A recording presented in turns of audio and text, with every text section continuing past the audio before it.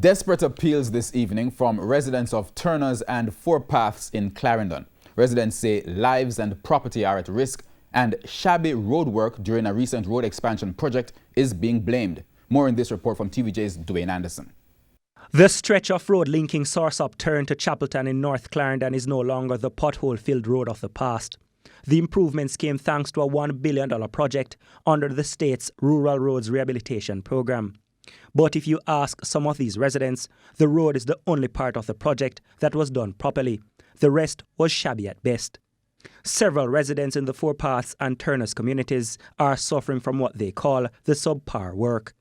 Many of them are living on the edge, literally. Well, behind me is the entrance to the home here, the Morgan's home, where work needs to be done. You can see that the wall is about to topple over because they cut right into the wall and they left the work undone.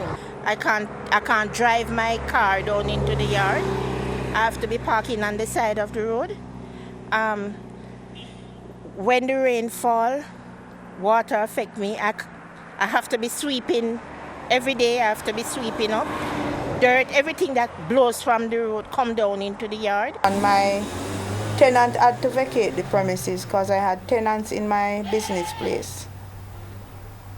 So I started having loss of income. Residents say the authorities gave a commitment to restore their properties. However, nearly 2 years later, that has not been done. I was asked to get an estimate of labor and material. That was done, signed off on by NWA. They asked that we get JPs to certify it. I got it done. Unfortunately, the evening when I came back with a certified copy, the NWA personnel had already passed through.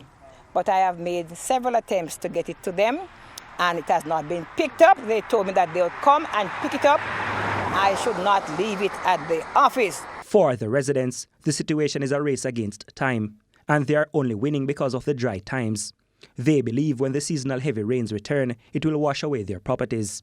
When we contacted communications manager of the National Works Agency, NWA, Stephen Shaw, he said the restoration work has been hampered by a shortage of funds.